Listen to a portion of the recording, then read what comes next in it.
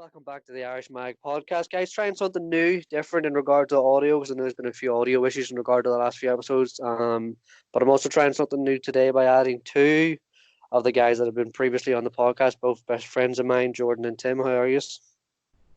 I'm good. All good.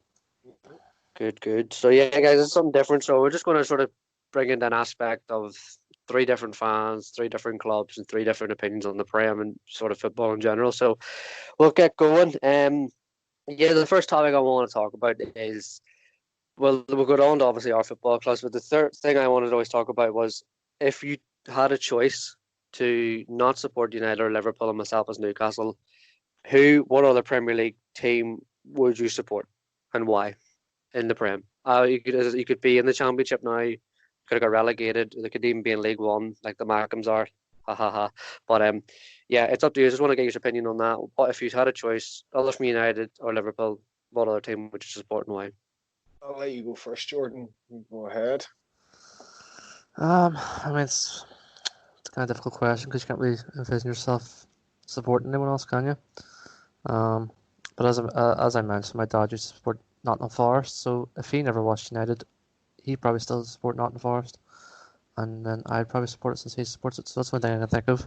I couldn't bring myself to fucking support any scumbags in the Premier League like Liverpool, City, or Arsenal or anything.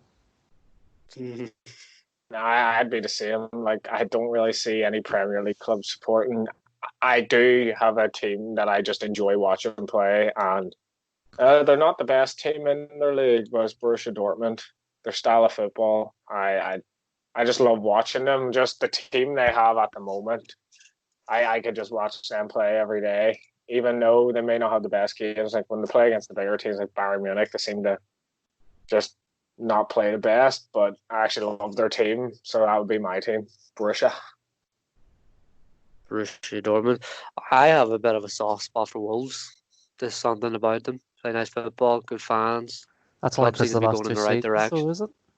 Not really, mate, because they were pushing us in the Championship sort of as well. Like they were quite a good club to watch when we were down there as well, and watching them struggle, and you sort of see with the right sort of back and the right financial sort of status and the right decisions to be made. Like look at Wolves now, like they were pushing Europa League. I think they're in the last 16 or last 32 of the Europa League. So for me, it's sort of like it's like a blueprint that Newcastle could follow in the right direction. But I always had a soft spot for Wolves, and I like Nuno, and I just think there's not a lot of managers now where you see on the touchline that show the same passion as Nuno does.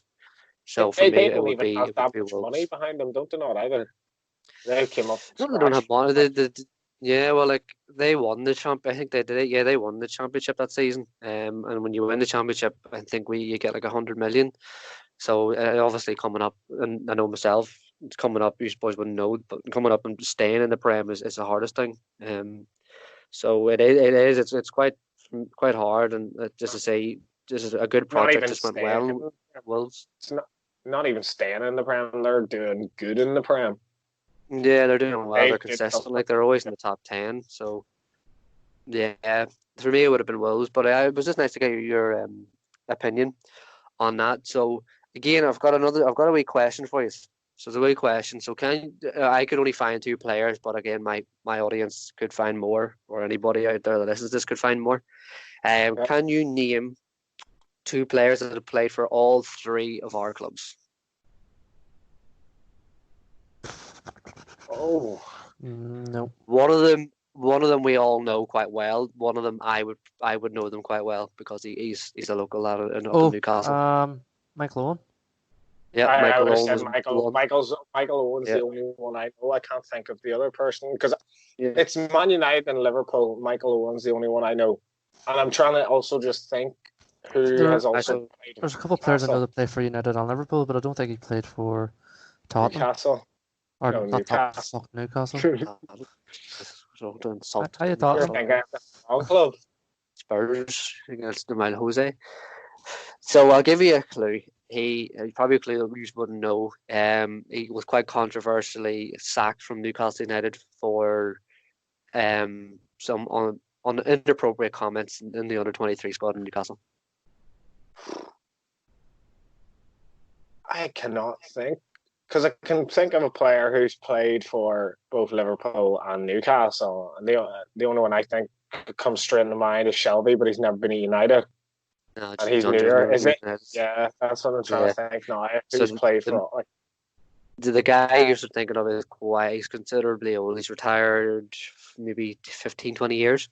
Um, so he wouldn't have been about when we were growing up watching football. Well, we would have seen the tail end of him, like well, I would have. what But position? he is a midfield, sort of a number 10 midfielder, can press forward into number 9. I really like. I I don't cannot have a think. clue. I don't have a No, clue. It was Peter Beardsley. Peter Beardsley. So you wouldn't have got that. That was quite a hard one. I would not have So came into my mind. yeah. So yeah, I thought you just done a question on that one because that is quite hard. So we'll get on to the fact of current squads now. I wanted to also ask you as a thing is, can you just name a player? Or no, sorry, that's the right one. It's the right question. So if you were to pick anybody from Jordan, you pick one player from Newcastle squad right now and one Liverpool, and I'll pick one from United Liverpool and Tim Liverpool and Newcastle. If you could pick Okay. how to pick a player from one person in each squad, why and who? So whenever you're ready here, let's go first. I'll let you go first there, Tim. I'll go first. Okay, well, I've already got my Newcastle player, and my reasoning is because he played for us already, but he's got a lot better since he's moved to Newcastle, and it is going to be John Joe Shelby. And that is because we need the strength. We don't have the strongest midfield. Yes, they are good enough, but once again, we just need to strengthen up that midfield. We need some backup players as well, even though I'd put John Joe probably in the starting 11. And then it's the scary part who I'd take out. And it would just be, he would be rotation because Liverpool plays rotation. So I wouldn't have Henderson playing every game because Henderson's now moved up to a more box to box. And I think John Joe would fit into that role, not as a box to box, but more of an attacking midfielder. Then we've got like Wijnaldum, an ex Newcastle player, so them two could link up pretty well, I'd say, in our midfield. But then Yeah, they did play for us. also stealing in our midfielder away from United, and it's Pogba. Pogba may be lazy, but if I would say when he was playing for Juventus and he was getting treated, well, he's not even getting treated by United. He just gave up playing for United. But I think on his day, like everybody knows, he can do anything on his day. And I think if he was in the right team, even though I probably wouldn't want them in realistic terms, but in ideal term, I would put him in the midfield. Okay. Jordan? So that's me. I'm gonna go with the Newcastle one first. I think it's a pretty easy one. I'm gonna go for Miguel Almiron in your cam position. Miggy? I think me and you talked about this earlier in the season. I was asking how he was doing because I didn't really hear much of him. I know it took him a while to get his first goal, I think, didn't it? Yeah, he didn't get his goal till January against Palace. But I think I would take him over Lingard because Lingard is just he's just not there. I don't know what the hell's wrong with him. Like under Jose, he actually started to play well, move on Hall, but then towards Jose's last season and Ollie coming in, he's got like under 10 goals and assists in the last two to seasons. pause you there. What do you think went wrong with Lingard? Because I thought Lingard was tipped to be the next big dog, the next big thing under Jose, and obviously when Mourinho never worked out. But what I always thought Solskjaer would have had more of a connection with the younger lads, considering that he was quite a young lad when he came to United and did obviously quite a good things at United there as well. So, what for you went wrong with Lingard and Ollie? What's went wrong? Because to be honest, mate, he's dog. He is dog dirt at the moment. Like he couldn't hit a barn door. So I used to defend him because he had such a good World Cup. That World Cup he played in Russia, you know, him and it was Dele Alli in midfield played together and Henderson. Or it is either Alli and Lingard switching their positions, but I remember Lingard had a really good World Cup, and the season before that he played decent for us, and then I think it was the season after he came back, and it was Jose's like last season, and he just couldn't kick on. I know he had a lot of personal stuff going on in his life. So I think that's a big part to play on it. Why he didn't have the right mindset to keep going. Fair enough. Well, I just wanted to get your opinion. We'll bring it back then. As I say, you said you'd pick Miggy. I'll war Miggy for us. So what about your Liverpool player? I mean Liverpool. As much as I hate to admit it, has a really good squad. Like there's a couple of good players I'll take out of that. Um, but I think as much as I love him, like our right midfield is the weakest position on the pitch with Daniel James. He's a young lad. I think he will go on to do good things like later in his career, but at the minute, he's his finishing product and all is just not up there. So I'd probably take in Mo Salah. It's an obvious choice. Liverpool's I'm arguably not the gonna best lie. player. Did not expect that. I really did not expect that. Mo Salah is one of the few players that I like. I like in Liverpool. Like I don't really obviously I don't like Liverpool at all, but I've nothing against Mo Salah. I think he's a good human being. Like Good. Yeah. Well. Mine's quite easy as I say because I think a lot of players in both your clubs walk into our 11 quite easy. But for me, I'll probably start with United, and I'll probably say as I say, me and Jordan spoke about. I'm quite a fan of Pogba.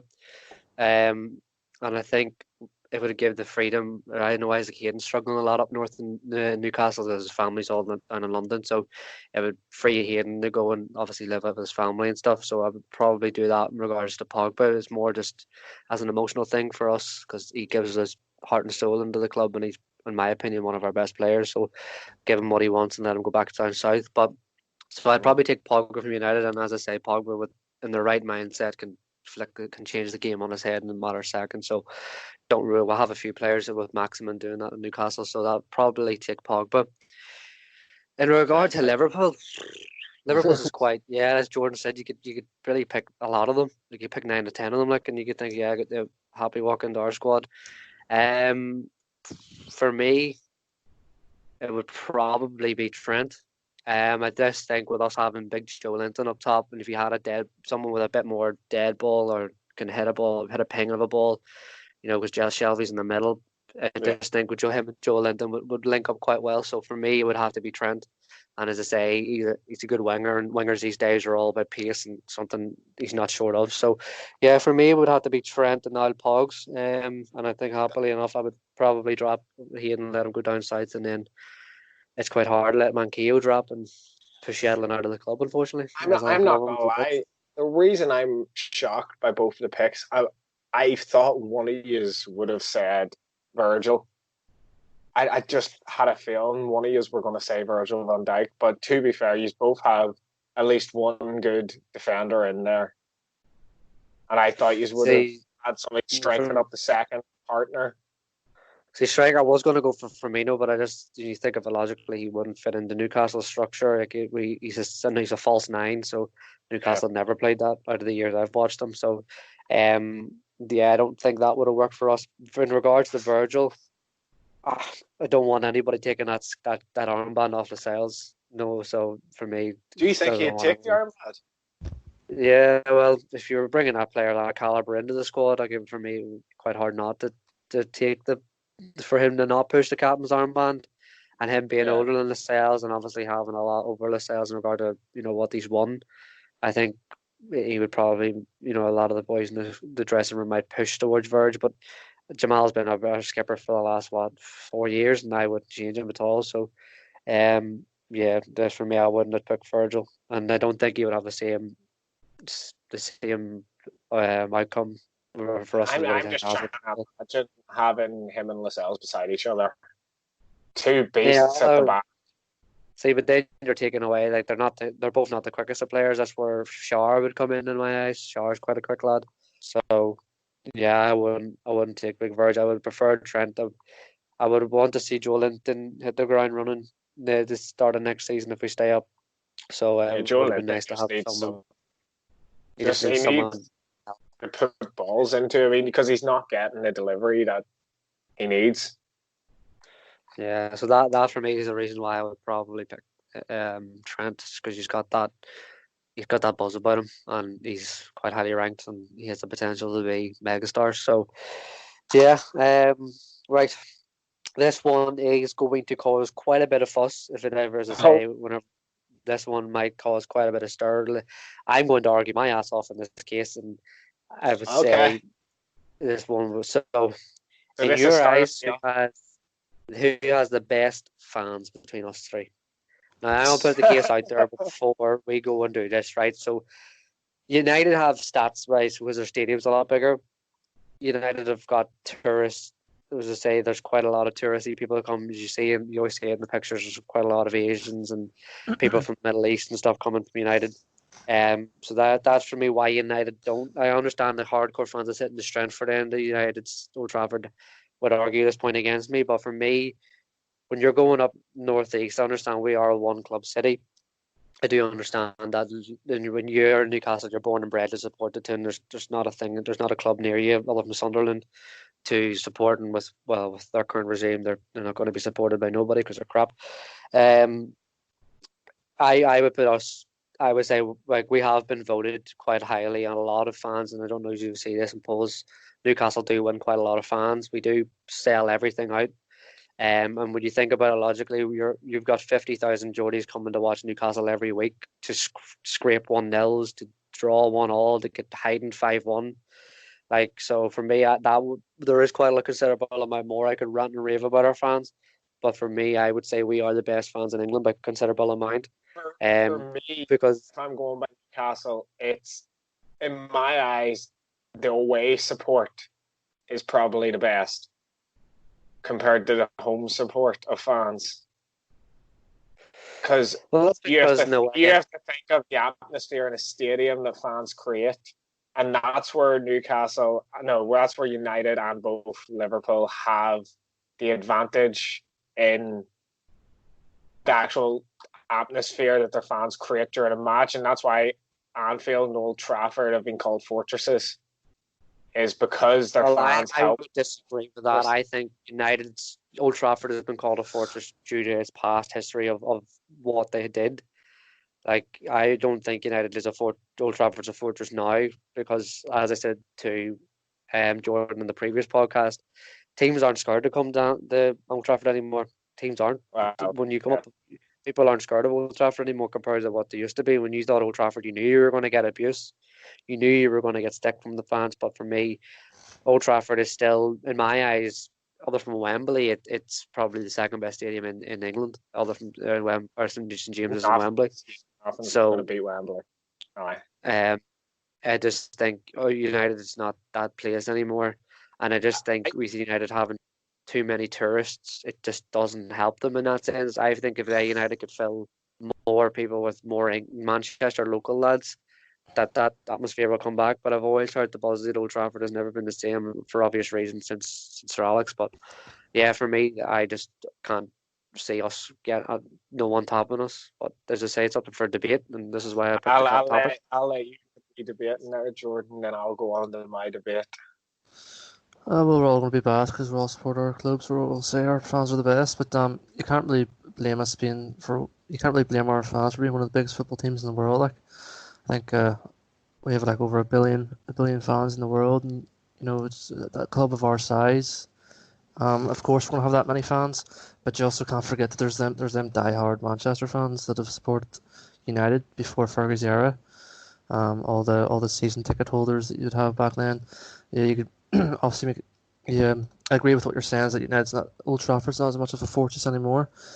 But talking about history here, obviously, as I do nowadays, we were like the scariest place to come in England for 20 odd years. I make that case. I don't think that's up for debate. And again, one of the best teams in the world. I think Old Trafford definitely still does have a buzz. Absolutely. If you ask any fan, when they go to Old Trafford, it makes so much noise. The fans are constantly keep going. Even when the football's not great, you can still hear the fans trying to cheer them on. I remember Louis van Gaal's side was a born side. I know all the fans kept saying was attack, attack, attack, because they wanted the 12th man. They just wanted the club, the team to keep going. Okay, that's that's what I want to put in my point is that's what you used to be, and the reason I am saying that our fans, like outside of the stadium, I'll admit our fans are deluded. Our fans aren't the best with the way they act when other, like, just look at the Man City, but inside the stadium is we're the one of the best teams for creating an atmosphere at a football match, and that's why Anfield is, I would say, this nobody wants to come to Anfield. I don't see many teams out there that would say, "Oh, I'm okay going to Anfield. I'm okay going there, playing against Liverpool away from home," because it's not true. Nobody wants to come and play us because our fans can make you nervous just even before a match. Just with "You'll Never Walk Alone," that just creates a buzz around the whole stadium, and the cop is just throwing abuse the whole match, just throwing abuse, and just when the team's losing, nobody gives up on trying to just get the team pushing forward. And that's my side of the point is, would any of you say that you are comfortable coming to Anfield yourselves? Anfield? Let you answer first, Jordan. I don't really know what the stats are in recent years of us going to Liverpool, but I know like Jose Mourinho's last game was at Anfield, 3-1 defeat. So yeah, recent years, Anfield hasn't been the greatest of places for us. The last real memorable one I can remember is when Juan Mata scored 2 goals against us. That was under Louis van Gaal. Jose Mourinho never had a good record at Anfield, and I can't remember. I don't think we beat you at Anfield last season, did we? Because that was Mourinho's last game, and then the next game we had was at Old Trafford under Ole, and that was a 0-0 draw that everyone was dropping like flies. I remember that. And then this season we got beat 2-1. We got 2-0. At Old Trafford. When was this for? I'm trying to think of last season. No, that was the game that everyone was getting injured every 2 seconds. Oh, okay. Oh, right, yeah. I think both games were 0-0, were they? The first game you beat us 3-1. That was Jose Mourinho's last game. Oh, yes, that's because we got him the sack. Yes. Forgot about that. What's your point of view, Mickey, then on Anfield? Well, excuse me. To go over your points, I can't disagree with the fact that there always seems to be a buzz about Anfield, especially when you're down. In regard to creating the best atmosphere, in my opinion, no. I don't think you do. I think with "You'll Never Walk Alone" creates that own like little aurora around the club and around the sense because of the history behind the anthem and stuff. So I think that for me is what the main buzz of Liverpool is. I'm going to cause quite a lot of controversy here, but I just don't agree with Liverpool's sort of. When you think of Liverpool, you do think of the Cop-In. I can't dispute the fact that the Cop-In is quite it's photographic, it's iconic. When you always see the surfer flags and stuff, but I would disagree with the fact that Liverpool's fans seem to be getting more and more diluted every year, and they seem to Liverpool. I think when Anfield, when a thing goes bad, if ever something goes bad with Liverpool, you are malicious. With like every club, but I think with Liverpool, because of the passion of the club and the city around it, you can be significantly more malicious than most clubs, and that's come from me. And we are quite malicious, and I will happily agree with that.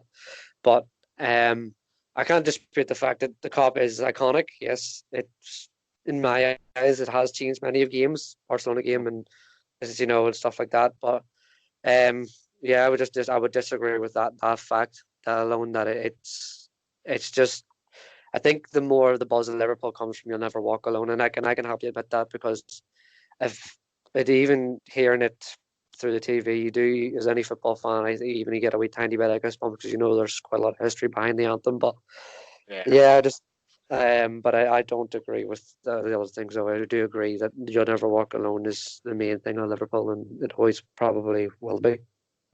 No, I agree they've got more malicious, and but the reason the whole thing had changed was we used to be on top, and fans are now they've been getting frustrated.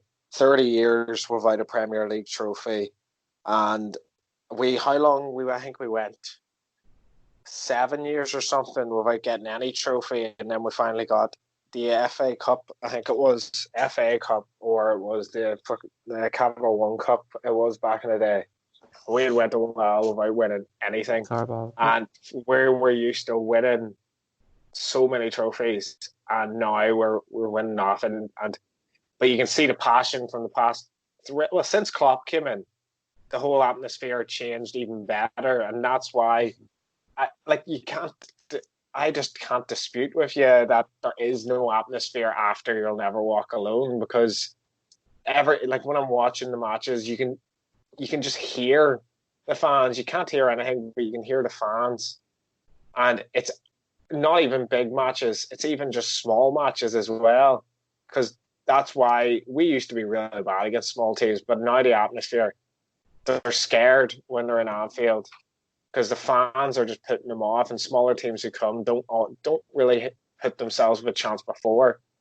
And you can see some teams who come in confident, and then they can beat us. And it's happened. Watford, I think we went to Watford though, but they still beat us. And that's because our away support isn't bad. And that's why I said Newcastle's away support is probably the best.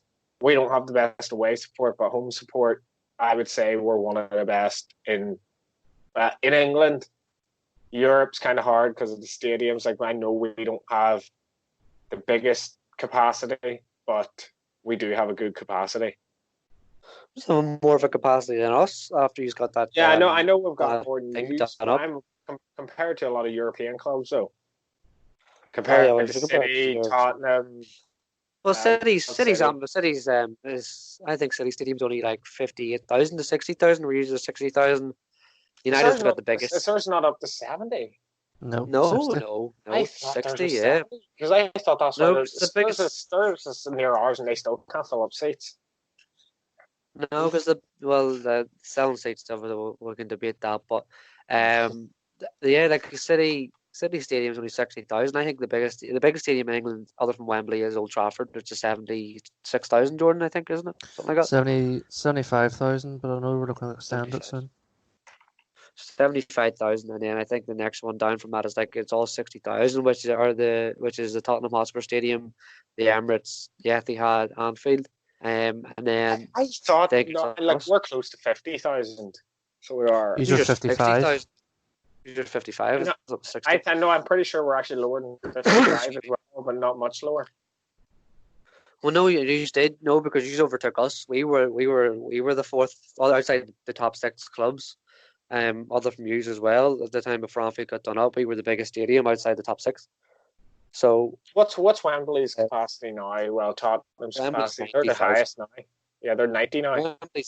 Wembley's 90. No, Spurs is only 60,000. Spurs' new stadium's only 60. Yeah. Yeah. I thought West Ham. West Ham has West Ham's 60 as well. There's 80. Is it 80? I thought it was only 60. Sure, because they took West Ham's stadium doesn't even look that big. London Stadium, yeah. That's the Olympic Stadium, yeah. I'm looking at it right now. It says the capacity's 80,000, and then Wembley's only 10,000 more. I know. I just went and looked it up there now. West Ham's only 60. It's telling me 80. I thought it was 60. Maybe they did make it smaller. 60 on the dot. Yeah. I think they did, because I remember they had there was a load of, I remember the West Ham fans kicking off because they were quite far away, because remember the running track that they had obviously for the athletes. Yeah, the running track's still there, so I think they were kicking off, and they still are kicking off. They're quite far away from the pitch. Well, they've never been the same club since they moved stadium anyway. That Upton Park was a good stadium. Like, I wouldn't know much about the other stadiums like West Ham and all those clubs' stadiums. So no. Tim's dog, guys, making an appearance. He's debating in there with us. But yeah, so no, I just wanted to get the opinion on that. But in regard to the next topic is, it's sort of it's a weird one. It's the one I think is going to cause us one that we can argue the most about. We're going to go through an 11, but out of the all three clubs, we're going to debate over who is the best position and sort of name an 11 on that sense. I thought I'd leave this at the end, but for me, this is quite a good segment to catch in quite early. So I'm happy enough to put my pitch in, and I don't think maybe Jordan could disagree with me here, Tim. I don't think you have a foot to stand on, but Shay Given was the best ever goalkeeper in the Premier League era, in my eyes. more the fact that he was quite a small guy. He was only 5'10", 5'11", compared to most goalkeepers now are all 6 foot and above. And he was. I don't think I could ever question the man's passion, considering he's our most appeared player in Premier League era. And he holds actually the most appearances for the club. So I don't think, unless Jordan, you want to throw in a debate maybe for any other goalkeeper, but for me, I have to put Shea Given in there. I don't know if Tim. Oh, it's just between the three clubs. I just realised you said, because I was like, because you said in the Premier League era, the best goalkeeper. I wouldn't have agreed with that. I would totally disagree with Shea Given being the best goalkeeper ever to grace the Premier League. And he's Irish, like I love him to death. Don't get me wrong, but I think there's definitely a couple of keepers that get put up above him.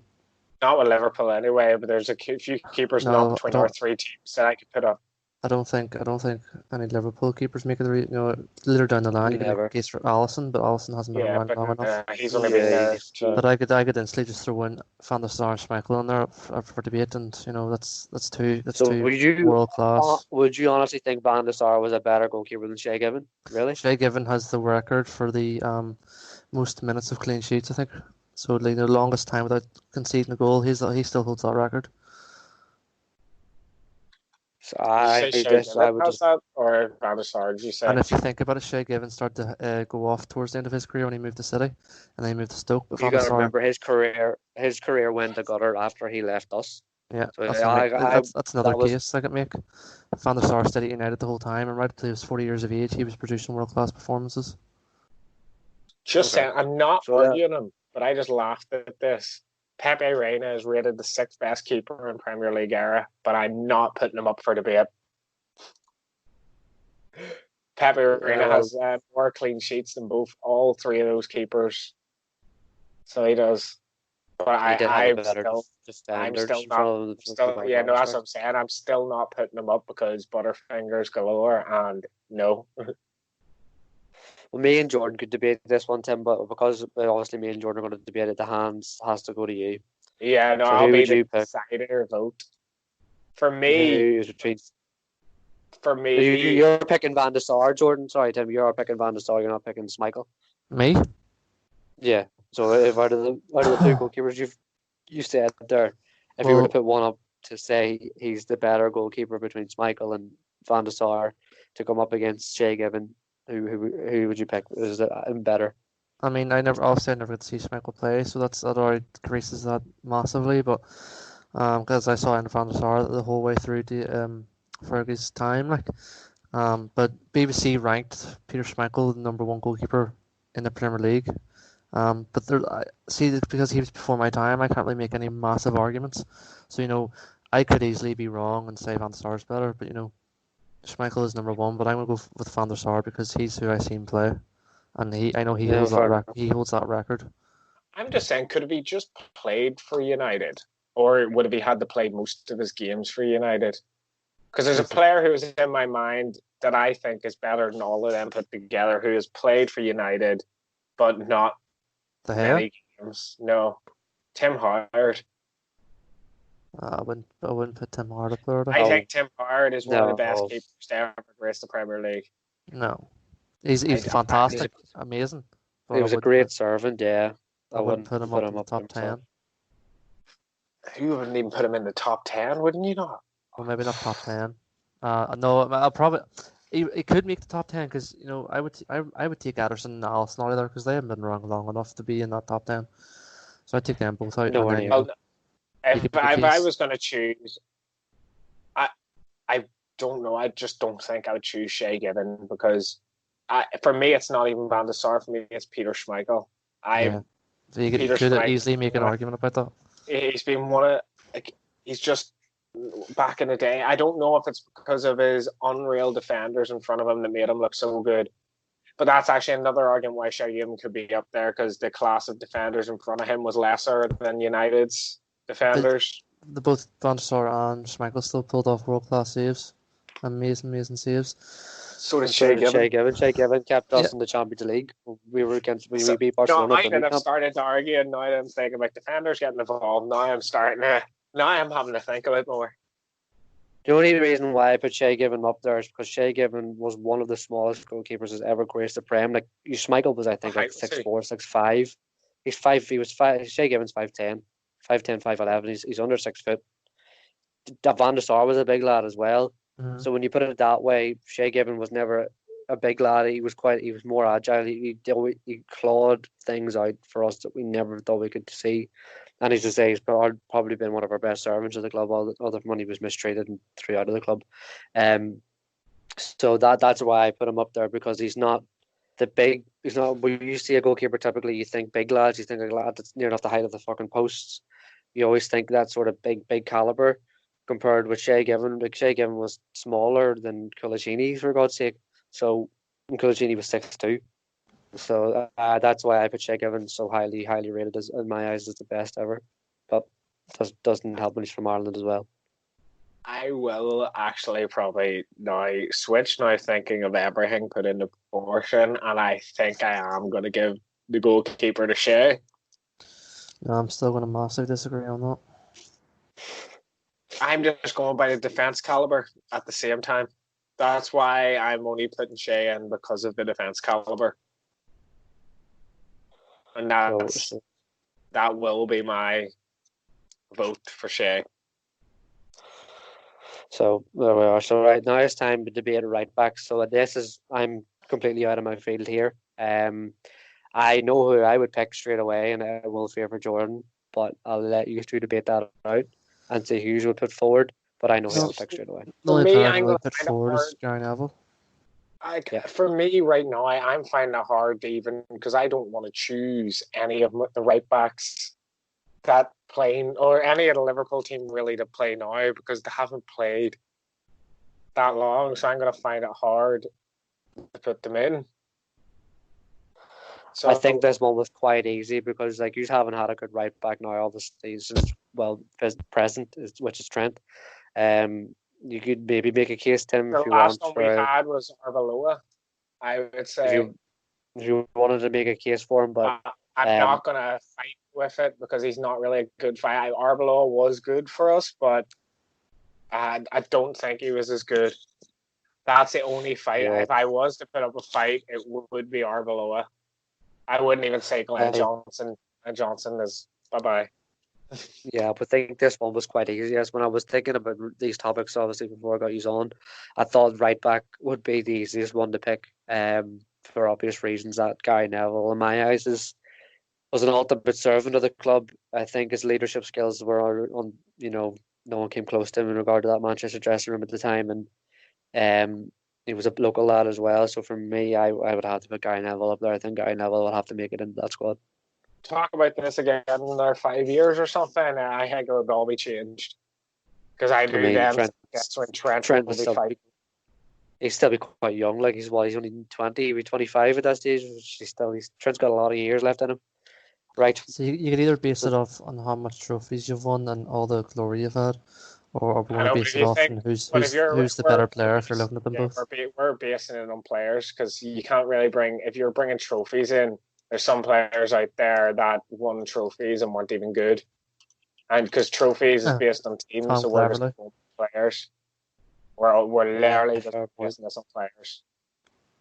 Will we go with the centre halves first, boys, or do you want to go for the left back? We'll just play a flat 4-4-2. We'll do left back, and then we'll go to the centre backs. Yeah. So left backs again. I think I'm a bit out of my depth here. But I think I know who you're going to say. Jordan is. I forget his name, but I remember hearing Roy Keane talk about him. You know about Dennis Irwin? Yeah, Dennis Irwin. Is that who you're going to be throwing in? It's another one of those cases where I didn't really get to see him play. I got to see Ever play most of my career. But I know Dennis Irwin was an incredible player. A lot of the older players would probably put him in ahead of Ever. But I think I'm going to go with Ever, because him and Ashley Cole were always tipped against each other as who's the best ever left back. Them two were always in the conversation. I already know who I'm choosing straight away, and I'm putting him in his original position, and it's John Onorisa. That man had such a career at Liverpool. He was the left back that we see Robertson kind of play. He's more of an attacking left back. And you can kind of say he's a left mid because he played so far up and had to come back every so often. And Risa, he played most. I don't know. I'm pretty sure he played a lot of his career with Liverpool, and he went to help us win some trophies. Not many trophies, not any real big trophies. Apart, trying to think. I don't know how much of the game he played in 2005, but I know he played in it. And 2005 was the whole team just showed up, but I'm just gonna go with John Arnorisa. You picked John Orisa over Evra? I, in my eyes, yes, John Arnorisa had a great career for Liverpool. Yes, he didn't win the trophies, but that's because Liverpool's team. I'm just going by players. I'm not going by a full team. How long did Risa play for Liverpool? 2001 till 2008. It's across 7 years, and then I know he played for Fulham, but he didn't go straight to Fulham after. Did he not? He went to Roma after us. That's right. Yes. That's right. Yeah. I would make another case about the longevity of Evra's career. He played for longer. He was a leader. How many years? John Orisa had a wicked of a left foot, like, or right foot, whatever foot he was. Yeah, he's left-footed. But that's the only thing I know. I didn't really watch Liverpool. That's the only thing I can really think of Risa. When I think of Risa, I just think about his left foot, and that's it. Yeah. This is down to you, it's quite hard for me, because the only one really, just to give an honourable shout out to all the Newcastle one, would have been Jonathan Brailsford. That was way before my time. I just know, obviously, from speaking to fans, but sorry, I have no idea who he is. Yeah, well, you wouldn't know. Obviously, it's like, you would only know some players from Liverpool back then, and he's one of them. He was a great left back for us, during the 90s. But for me, standing here, again, it's hard to look by Evra. But for me, Evra had a lot of inconsistencies. But under Fergie, he seemed to always have that inner demon in him to. He was better going backwards and forwards in my eyes ever, where Risa was the opposite. He was better going forwards and backwards. So this one is quite hard for me to sit here and think. But if you're looking at it from a modern age, you'd have to go with Risa, just based on the fact that in the modern age of football, they're better going forwards, wing backs these days, and they're going back. 95% of them are anyway. So for me, I would just based on the modern day of football, I would probably have to go for Risa. Yeah, I would. Okay. So that's one for each. And now the fun part is centre backs, because I'm pretty sure we have a lot of centre backs we can bring up here. Yeah, well, I know the obvious argument that's going to come up. So I'm not, just to let you know in advance, I'm not, because Virgil van Dijk has only been playing for Liverpool for 3. I can't, because he's not been. I'm going by people. I'm not going to I said none of this team we have right now are probably going to get chose because they haven't played there that long. I would love, that would be my first argument, is Van Dijk has to go in. But it's going to be too hard to base off then defenders that played for ages that you are going to bring up. And another defender I'm going to bring up as well. So that's why I'm not even going to try the fight with him. Yeah, well, it's. I think Jordan's really the one here's got the only person really that I can seem to put a real solid in for us would have been Jonathan Woodgate. He didn't. It's strange to include a player for us that only made, I think it was 40 appearances for Newcastle. He didn't make a lot, but for me, it said calibers when he went on to move on to Madrid, and he obviously didn't do well in Spain for obvious reasons, that it was personal and language. So for me, I'm going to put Jonathan Woodgate in for us. There is one more I could put in, but again, he's before your time, so it would have been Felipe Albert. But for me, just a nod that we've all seen would have been Jonathan Woodgate, and for me, he brought that solidity into that 2003-4 team. So yeah, I would pitch Jonathan Woodgate just based on the fact that he had a great career, played a lot of it in the Northeast as well.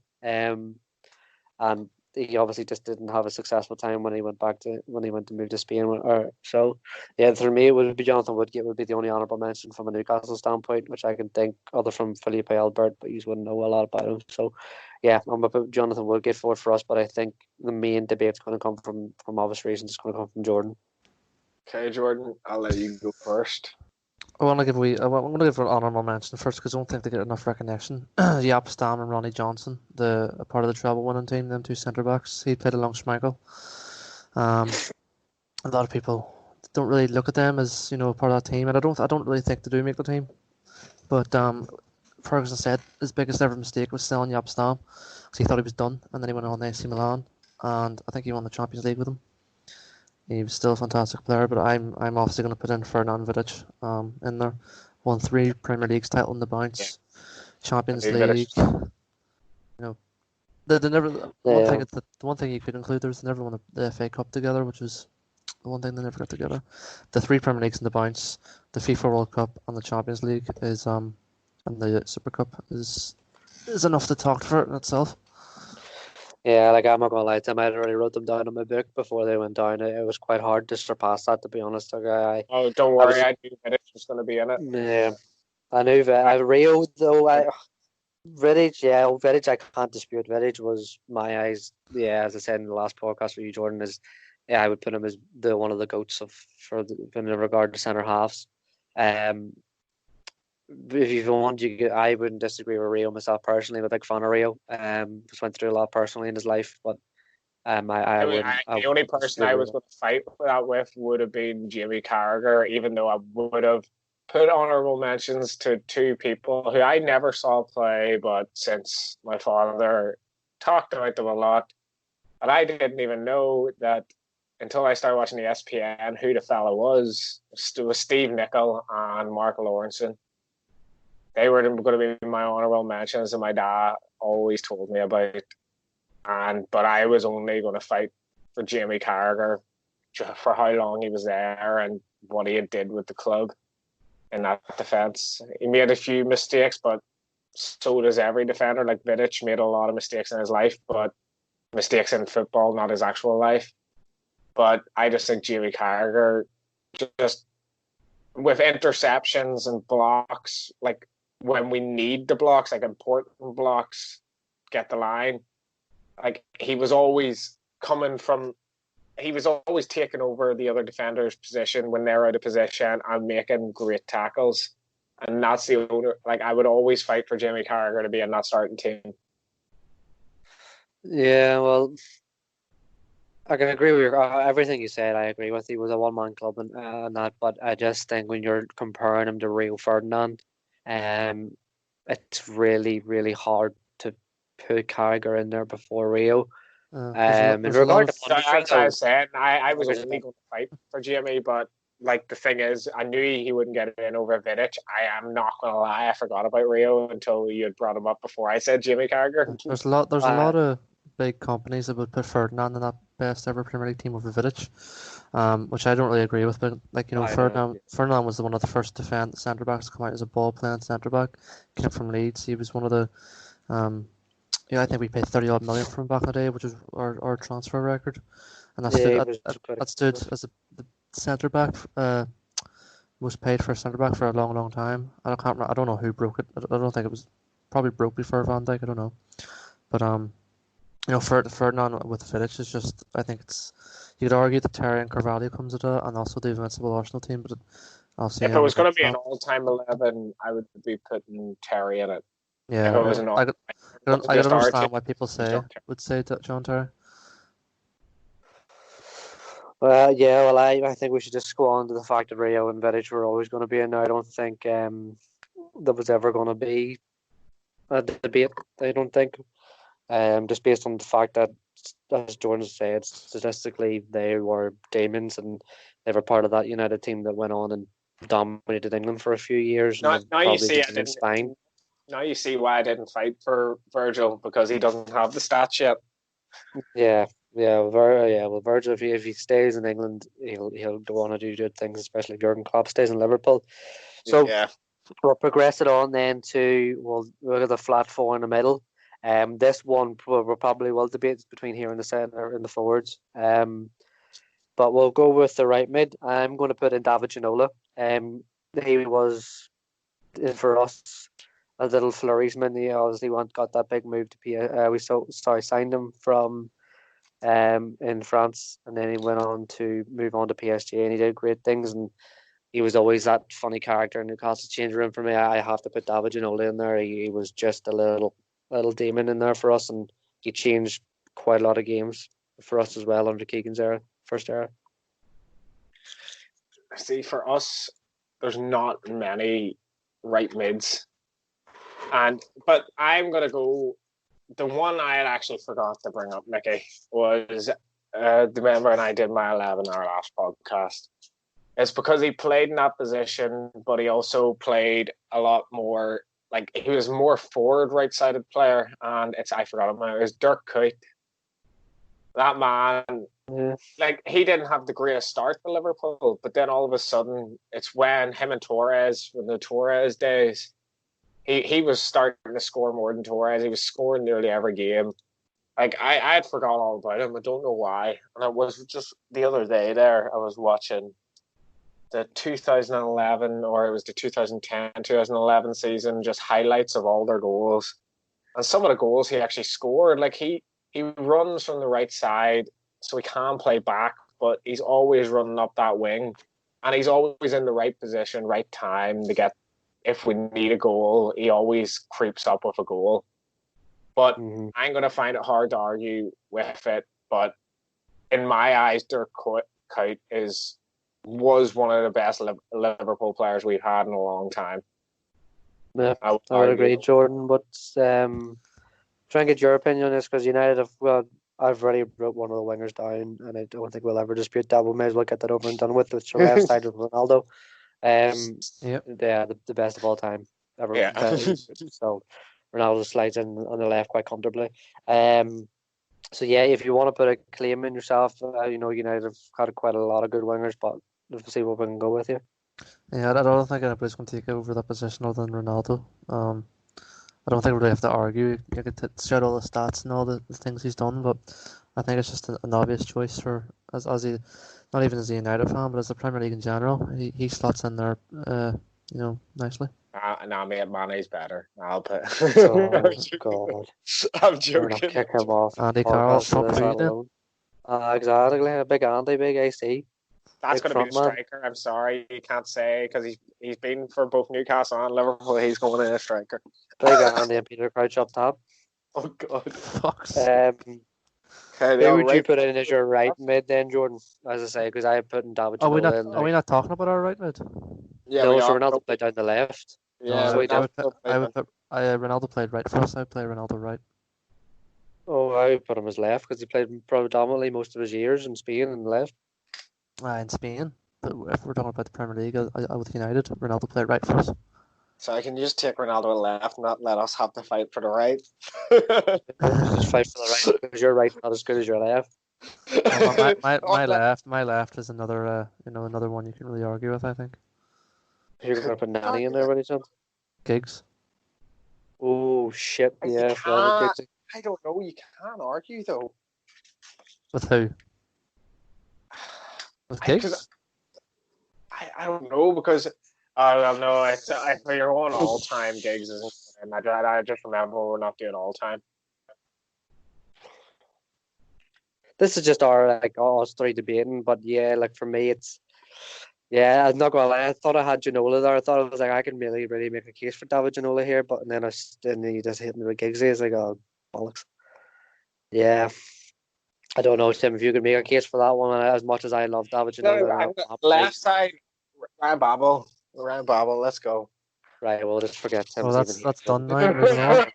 Yeah, sorry. Yeah, well then we'll have to put Giggsy in there. So, the next one is the two centre halves. So, you know who I'm saying. I've got two for centre mids. Okay, Jordan, you've got a couple, and Nick. I think it's gonna be one United, one Liverpool here. Right. Okay, I can agree with that. Yes. Right. But this is going to be an argument. No, not argument, debate. it's going. Oh, it's definitely going to be an argument because I don't, and I've said this to every one of you. Steven Gerrard is not Premier League legend. He cannot make it for me into this centre half situation. He hasn't done enough. Scholesy, I can admit, I am happy enough to admit Scholesy is a demon and always has been. Steven Gerrard for me was never that. He was built up to be this prodigy and this, that, and the other. Did great things in Europe, undisputably. Can't deny that. Put my hands up and say he was a goat in Europe. We're just In going regard to Premier League, for I player don't think so. though, for what he still did on that pitch. We're not going on about trophies. We said that we're not going. We're I going just, on for me, individual performance. no. For me, Steven Gerrard doesn't make my Did best 11. did Stephen Gerrard not slip one match, if I can remember? He did, He famously slipped in one match. I can't Just that remember if he one did or against not, did Chelsea. he? I don't know. Yeah, Chelsea, and then funny enough, the next Magpie buried him. Down the back. I Oh, am all right, yeah, I arguing. remember now. I remember now. I put my two choices for centre mids. I'm doing Stevie G and Xabi Alonso. Yeah. I would put Shelby quicker than I would put Stevie G. I say that with my chest. I don't rate Steven Gerrard as a player. I don't. Sorry, he was He's what one of making the ping a best. ball, but any Look one at mate, Sancho Shelby can ping a 40-yard pass, and I'm not considering him as one of the greatest of all time. He scored big goals on big occasions in Europe, screamers. never in England. He's probably got one of the best fucking strikes in as a centre mid in the Premier League ever. Frankie Lampard and Scholes are the best two centre mids in England. Obviously Chelsea. I don't put Steven Gerrard's third. Like when you look at stats, Lampard is the highest. We're going off topic here, but Lampard is the highest scoring midfielder in Premier League with like something mental, with just under 200 goals. No, I'm not arguing Frank Lampard. I'm saying saying Frank Lampard. If I was to do it, it's Frank Lampard, Stevie G in my eyes. Mine Scholesy and Lamps. And Scholesy and Lamps. I don't. Stevie G for me just did not good enough. That team, no matter what. And if Gerrard isn't as good as you say, Mickey, he wouldn't even be in that argument then. He's always been in the argument of who's better of those three. He's in the argument, yeah. I can't dispute that he was a great servant for Liverpool and he was a good player. But he's just up there in that. He's just not up there at that pedestal. He's not there. He's not with the Lamps. He's not with the Skulls. He's not with them two. Them two boys are sitting up there talking God tier. We compared to for me, Stevie G. If you were put it in a tier list, Stevie G would be but he was a good player. What was he? Well, he wasn't a goat. He wasn't a Lamps. He wasn't a Skulls. I would put Xabi Alonso in quicker. For me, Xabi Alonso did a lot of work that came unnoticed. And he for me, he was a better servant. Not a better servant, sorry, to Liverpool. Stevie G was the best, but he was a better player for me.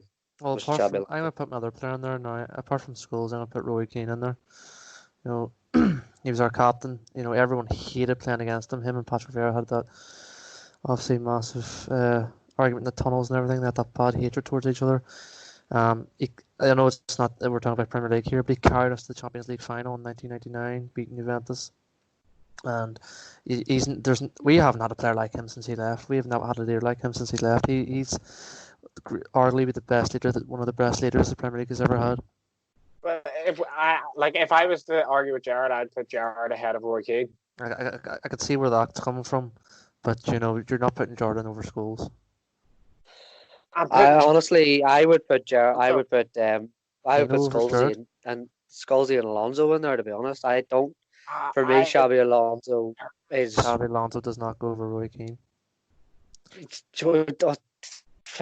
you go, I would put Xabi in quicker than I'll put Keno in. Yeah, I would. Why? He's a better tactician. Keno was a bully. Keno was a general in the midfield, and he was that bully that in my eyes, every club still needs to this day. But on the ball nowadays. Yeah, exactly. I can't dispute that. We didn't need Roy Keane to be good on the ball. We had Scholes for that and Giggs. Yeah, exactly. But that's exactly. So but you don't. For me, if you're going, I would go tactic. I would go more technically speaking. Xabi Alonso was a better player, and for me, Xabi Alonso could change the game quicker than Keno could. Keno had a temper on him like a batshit bull. So and for me, Keno would also be a good thing. could also be a good thing. But if you're going by the modern game of football now, he would have probably got more red cards than minutes, which I loved about him, and I still love about him as an Irish legend as well. But if it was me, I would go with Keane or with Xabi Alonso and Scholes. For me, that midfielder. I would say Gerrard. I would put Xabi Alonso over Gerrard. I put Gerrard. Yeah, Gerrard. Gerrard is like, you were going on about leaders. Gerrard, even like just the seasons like after the Istanbul, he was pinging balls for Torres. He was the one getting Torres in. He was the one. He was just the leader. He was. But that's, see, when you go to Gerrard, all you're saying is leader and pinging balls. John Joe Shelby does the same thing. He's not. No, you cannot say. I'm not putting John Joe Shelby on the same level as David Gerrard. I will happily admit David Gerrard is a far better player. Stephen Gerrard's work rate as well. He started. Played Liverpool his whole career, and he stuck by them. And he's always been a good player. I know he slipped. He made mistakes. Every player makes mistakes, but you don't. Everybody goes straight to judging a player off their mistakes rather than their actual career. His career goals, his career assists, his work rate, his tackles. Gerrard's had a better Premier League career than Xabi Alonso. I would put Xabi quicker. I would put Stevie G. But the debate's been made. I've never been a fan of Stevie G. How long did Alonso play in Premier League for? 3 or 4 years.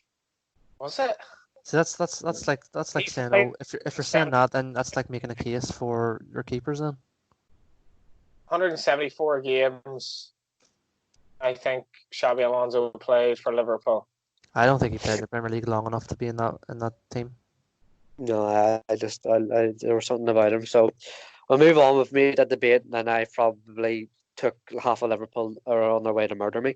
So who's the two midfielders, Scholes and Gerrard then? Scholes and Stevie G. Yeah. So we've got the flat for Ronaldo, Scholes, Stevie G, and then Giggsy. Here comes the only argument that Mickey can make. There's not. Let's rephrase this, sir. There's no argument to be made. The man's in the fucking team before you even say it. He's the best ever of all time goal scorer. Pedestal. He's Messiah in Newcastle. He's Messiah. Alan Shearer is the top Premier League goal scorer. Tim, you make one fucking argument about that man, I'll come round to that house and I will fucking murder you, son. All right? Shearer. Yes. the goat, the man himself. The hero of Newcastle, the local lad that came back. But anyway, the question is, who do you put along beside him? Who do you put along beside him between Liverpool's? My argument is going to be Robbie Fowler. Robbie Fowler. I want to get his actual stats for how. I know he scored lots, but if you think about Alan Shearer and Robbie Fowler played back in the days where goalkeepers weren't as good, defenders in the Premier League weren't as good. However, Robbie Fowler had I don't care. He's had a great career for Liverpool, and he is a Premier League legend. He is a Premier League legend. I will let you two sort of debate this one. I've got my say. The Messiah's in, so I'm happy. I don't know if he's in yet. Okay. So I'm obviously going to put Wayne Rooney in there. I think he's the second all-time Premier League goal scorer behind Alan Shearer.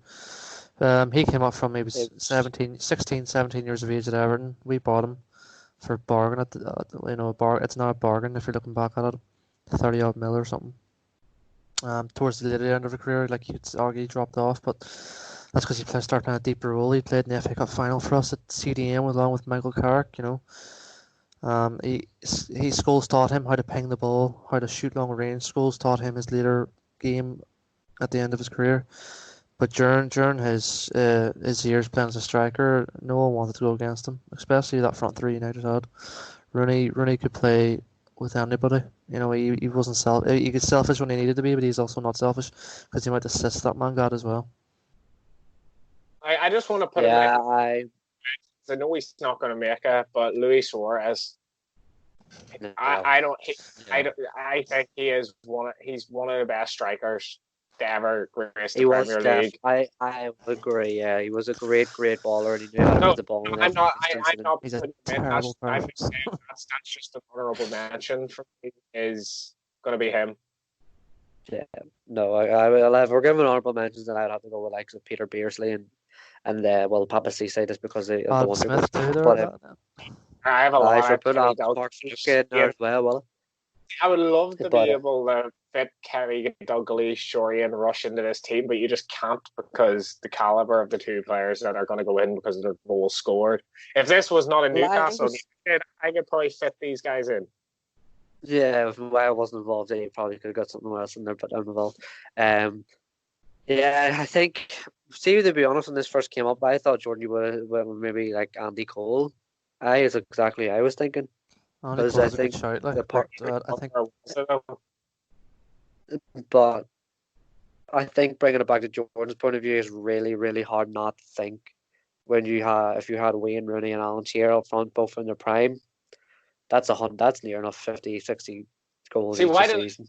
I wish I just let Jordan go first because I just went and brought out Robbie Fowler, and now like I just can't even argue that he's gonna. I can't argue anymore that he's going in team after Jordan said I Wazza. thought you would have put Suarez in there instead of Robbie Fowler, like. No, because I Suarez like he didn't have as long as a career as either of them Yeah. two, but I had to put him in because he is one of the best strikers to ever grace the Premier League, and that's not up for dispute. He is literally. We are so lucky. He's not the best person, but as a footballer, like Just a hateful, yeah. for a couple of years, nobody was even close to him in that striker role. Aguero. Yeah. Aguero, I was going to say Aguero is for now. He's probably the best player and best striker in the Prem by still a considerable amount. He's still quite far ahead in that sense. And him or Harry Kane, and Harry Kane are the I think only Harry two Kane's the that one can trick break. pony, though. Kane's overrated in my eyes. Yeah, he's the only one I'm He scared is of. good. Until Harry Kane is good, but I think he's made out to look a lot better than he like actually is. Yes, he's good, but he's not world class in my eyes. yeah, well, him other from the sort of Wayne Rooney, I think Aguero, if he continues the way he is, I know he's getting old, but him and Harry Kane are the only two realistically that can break Shearer's record, so that's why I would put them quite highly. But so in regard to the final debate, then who sits beside Shearer, I'm going for Wazza. So Wazza, it's Wazza easily. Yeah, so then let's call this team out so the viewers knows in case I get lost between the arguments. So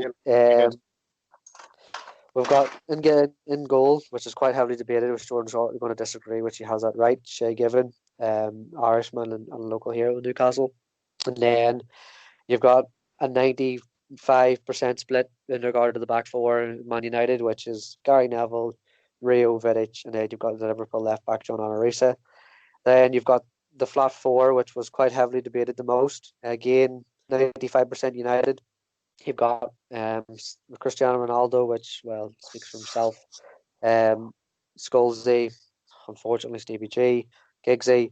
And then up top, you've got, which is probably the best strike force in between two English boys, between Alan Shearer and Wazza, Wayne Rooney. So yeah, Can I make myself feel a bit better and do the best 11 at the moment? let me no, we won't. We don't have enough time for that. Sorry. Right. That was the one I knew was going to take the most time out. So we're going to just talk over a few. There is quite a few points we could rant and rave on quite a bit. I want you two to argue over this, and I knew found right this argument would happen. I was thinking more Jordan's going to be a bit struggle maybe to find this one, but I didn't think he'd have an argument. Out of you two, which club has had the better Champions League moment in regard to United's 99 in Munich or Istanbul with Liverpool? Well, for me, I don't know if it's just going to be biased, but it is Istanbul. Istanbul, the comeback against probably the best side in the world at that time. That AC Milan side was just full of world-class players from back to front, maybe apart from the keeper. But yeah, that's my argument is between just getting beat 3-0, conceding first minute, I think it was, as well. And then ended up coming out second half. Rafa Benitez masterclass with a team that's I would say was nowhere near as strong. Like they had Kaka. I'm trying to remember Crespo. I can't remember who the two centre backs were, but I could exactly. You don't remember the centre. Maldini's definitely in there. Yeah, Maldini, Dita, yeah. But I just remember they were rated the best club at the time. That's when AC Milan was world beaters. Like nobody wanted to go up against that AC Milan team. Yeah. And come back from 3-0 down at half time was something special. And then to go on to penalties. And that's where Dudek ended up making his name. There were so many names made in that game from back to front. Injuries coming on. Like Carragher came out and said he had an injury throughout the whole of extra time. Like with, we had already used all our subs, so we couldn't even take them off. And they end up having that comeback in a Champions League final as well, which they both were. So that is my argument for Istanbul. Like, it's just the team we were against. The second half, we only had 45 minutes to actually come back. And just the way we got the goals quick and fast. 54th minute, I think we got the third goal. And then also the double save from Dudek in extra time, I think it was, where he didn't even know. It was just written in the stars for us to win that game. And it is a memory every football fan has. And I don't care if you don't support them. If you see that game, you get goosebumps. Now on to you, Mr. Jordan. I mean, I think it is hard to argue with Istanbul, just because you were 3 goals down. But I can make some points for United. We came out of, I'm not sure who's had your group, but we had the likes of Barcelona and Bayern Munich in our group, which was a far harder group, I think. We came second. Bayern Munich were top. Who would obviously go on to we meet in the final again, unbeaten in the group stage. And went on to the group stages, beat the likes of Juventus, that semi-final. Roy Keane led us through. Then to the final. That final, we were missing 2 key players in Roy Keane and Paul Scholes. Our midfield was depleted. We obviously didn't have the best of games, but that's because we had 3 winning. You had the final day of the Premier League, so that's a title, and then you had the FA Cup and the Champions League, so that's like 3 titles in the space of a week or 10 days. Yeah. Didn't play particularly great. They came so close to scoring a second time, hitting the crossbar, and then Ferguson, the masterclass he is. First of all, signing Ollie Solskjaer, who no one had heard of. We tried to go after Alan Shearer, didn't get him, so our plan B was Ollie Solskjaer. And he comes on to scores the goal to win it. 9 minutes. David Beckham, 2 crosses. First one was Teddy Sheringham, second Solskjaer. Peter Schmeichel went up for that bloody corner kicks as well. But yeah, that's the point I'm gonna make. But a lot of people will disagree with. I don't remember the group stage we had, but I remember we did have Olympiacos, and that's when Gerrard. That was in the group stage because we had to win the match, and Gerrard scored an absolute screamer to put us through into the knockout stages. And the only match I can admit I only remember from the actual knockouts will be Chelsea. That was the semi-finals. We beat Inter and Juventus to go on through to the final. And I think AC Milan at the time had Hughes and Inter at the time. So they did, and that's like they had a harder way to get into the final, but they just breezed past everyone. So what would you like? What's your point on the whole of the finals, Mickey? What would you say your stand view is yourself? Okay, well, I think the host is not here at the moment, have we lost Mickey? I think we have lost the host, so I think me and you shall just talk a wee bit more. Right, well, welcome back to the Jordan Tim podcast. Yeah, so this is now turned in. Oh, hello. Hello, can you hear me? Oh, yeah. Oh, he's alive. No, so we thought this was our podcast now. So Mickey's our special guest on this podcast. Welcome. Yep. And you might have missed a question, Mr. Michael. We have had our wee discussion about the two finals, but what would your standpoint be on both of them before we actually choose which one was probably a better one? And I think we have lost a host again. Hank, Michael? Can you hear me now? Yeah, we can hear you now. I'm having a few technical issues. My parents are involved now. So sorry about that. I was here for the whole time. I had my headset on. It's just my mic seems to not be working now all of a sudden. So if the quality drops, guys, sorry about that. Parents, don't live with your parents.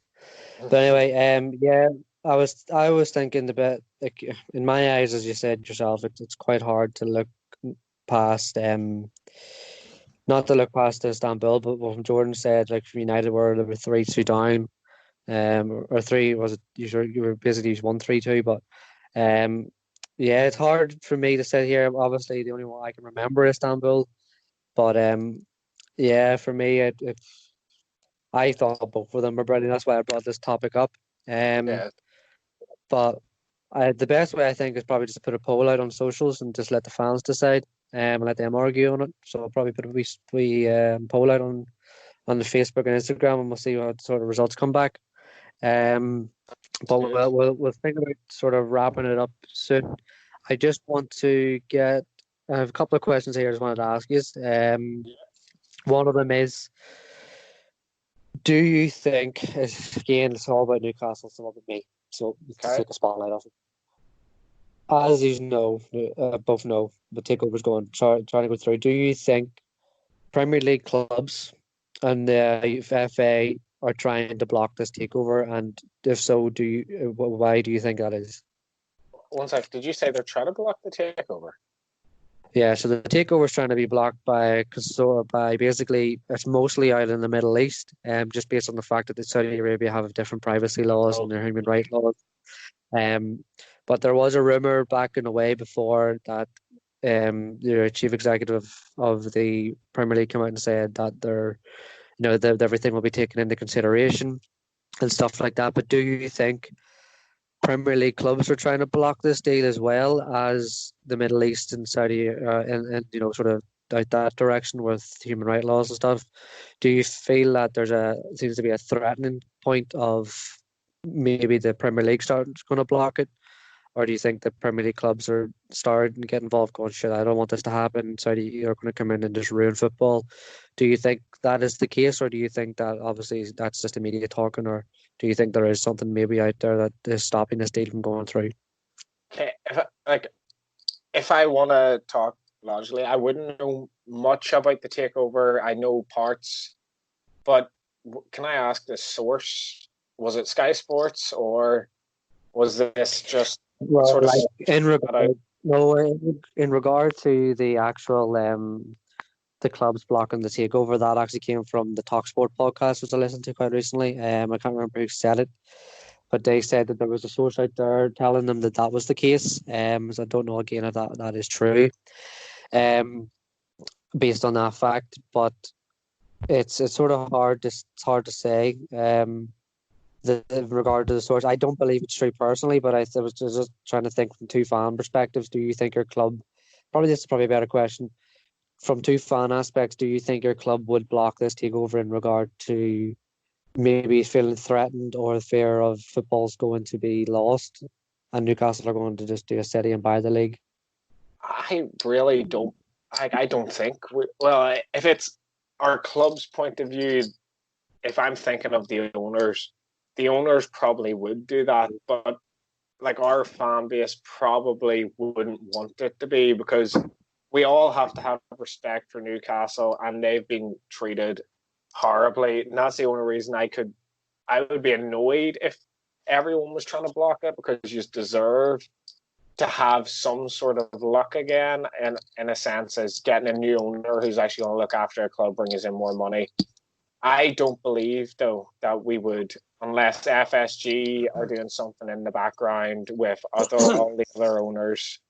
and stopping it. And I wouldn't put it past FSG because, like they all are, they're businessmen and they want all the business to come to them, and they don't want somebody to have an unfair advantage, as in a sense. But still, even with the money, you can't just be scared straight away because you look at it, lots of big money transfers don't always work out. And you have to wait and see. You have to let them have a chance. You never know, because if you just get the money, everything can just mess up. Yeah. Like, as my point, I'm not scared. Like, I'm not frightened. I'm not put off.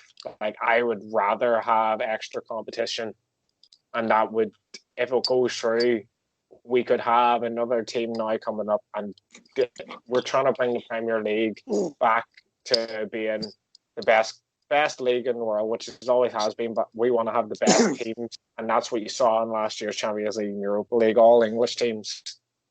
So that's my point of view. I don't think.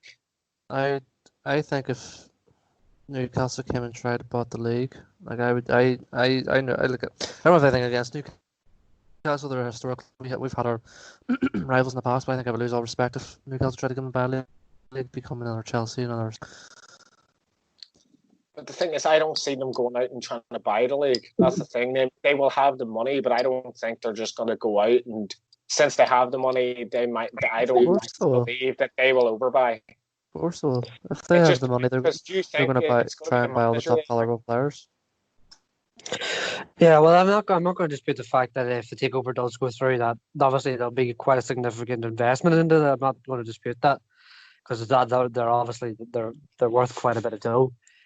I'm just thinking from the standpoint that when you look at the like of all the takeovers that have gone through, I understand that if you look at it, it is a £300 million deal. Obviously, when you go through the business books and stuff like that, it does take quite a while with lawyers and stuff. And obviously with the Premier League having to deal with the project restart and coronavirus and stuff. I do understand that that's stopping it. I don't think it's anything in the backworks of them trying to actually stop the takeover going through. I believe that it's probably due to what football is right now. Is football's not in the best states because of everything that's going on. They had to make a project restart, which I hate the name, but sure, we'll call it that. And I think after football's back, then they can get back to trying to get this takeover coming through. Yeah, no, it's just as I say, it was just more of getting an opinion on that sort of sense. But yeah, no, looking back on it, obviously for obvious reasons, it's quite hard for me to sit here and not think maybe there is something in the background from a Premier League club. Maybe there is. Obviously, we've got. I don't know if these are aware, but we've Newcastle. There's a widow of the man who has allegedly had been murdered in Saudi Arabia, and the government is covering it up. Prince Bin Salman being the main guy. She wrote a letter to us as a Newcastle fan, trying to plead us to not let this guy buy our club. Really? Yeah. So, but that's a different story. But yeah, there's always seems to be a lot of things in the background, and I just thought maybe that do you think the clubs would do it in the sense that they're scared? But as I say, it was a different opinion. But yeah, I think we'll wrap it up on the end of a Newcastle segment for once. But thanks for coming along, guys. If we just want to shout anything out or anything like that, then go on ahead and feel free. But up to yourselves.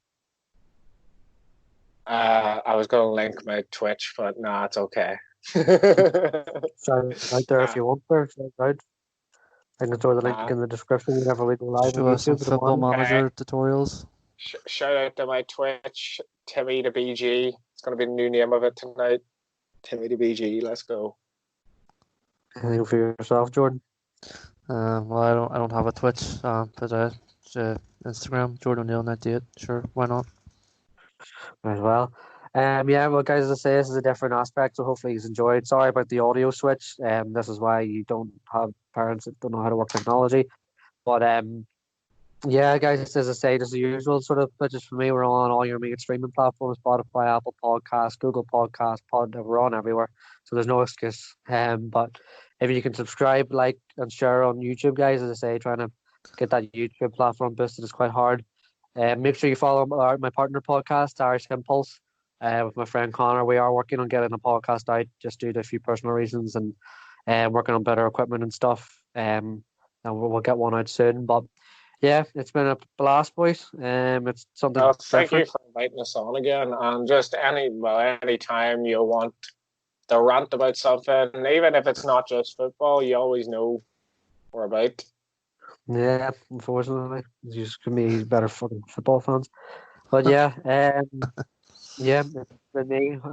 Keep safe during these tough times, guys, and ho, lads. Well, lads.